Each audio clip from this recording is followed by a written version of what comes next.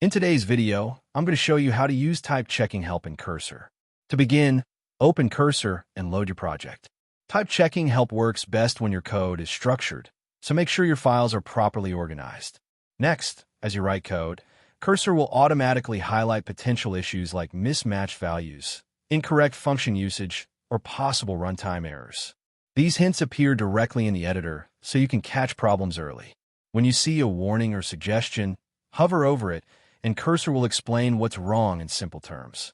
You can then press CMD+K or Control+K and ask something like, "Fix this issue," or "How do I improve this code?" Cursor will respond with a corrected version or a safer implementation, and you can apply it instantly or tweak it further based on your needs.